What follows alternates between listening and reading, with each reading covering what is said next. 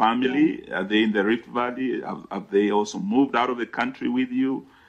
And is Commissioner Cherera also under the same situation, being away from the country, not by choice, but literally in exile? Is that the situation with Commissioner Cherera as well? And sorry.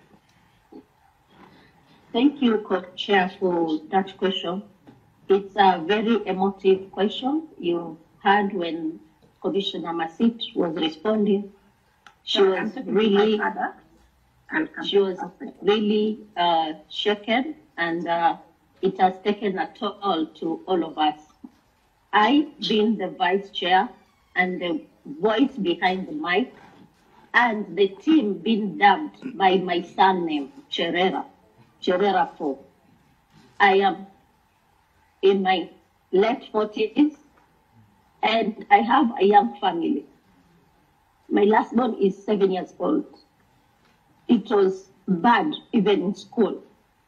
Our social life was really tortured.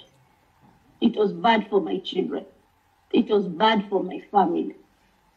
And I said some of things, we cannot say them on camera because it is not a safe space for all of us.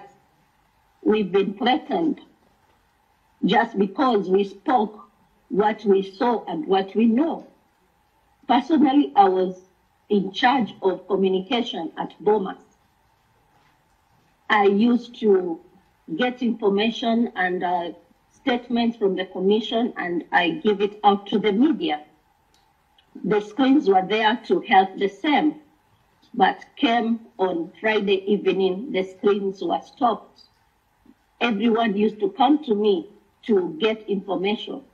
And you know, part of communication is the transparency bit that is a requirement in any election.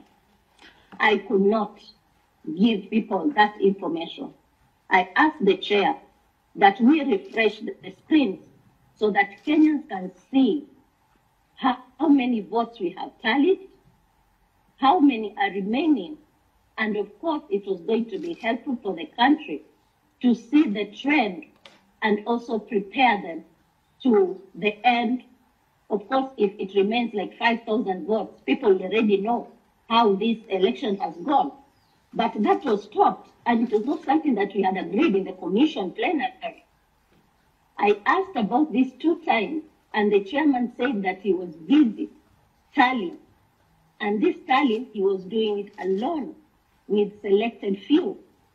So all of us, even me as the vice chair, was kept out of this information.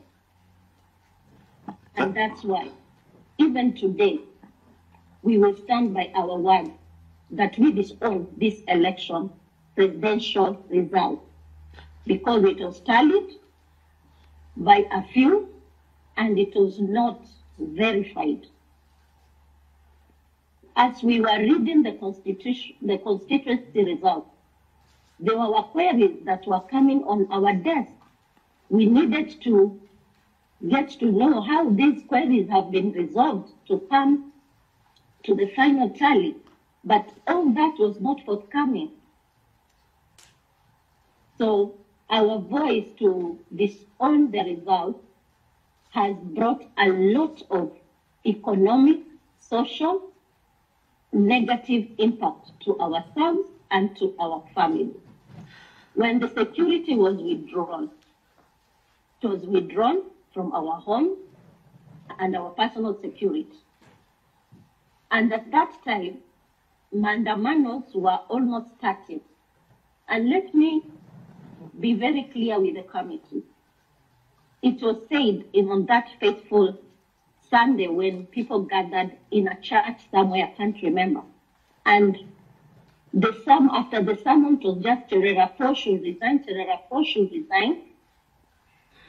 And after that, the opposition started saying that they will go to the street because of Cherera 4, they should not resign.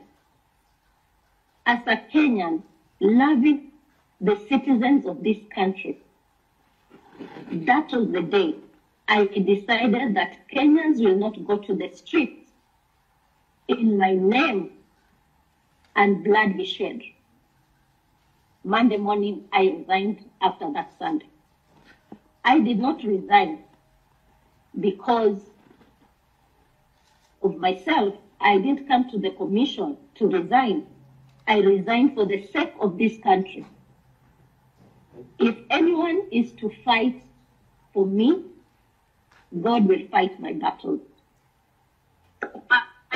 We conclude that since even to date, the commission published the 2022 presidential election, I want to submit that this election be audited. The servers should be opened and a forensic audit should happen.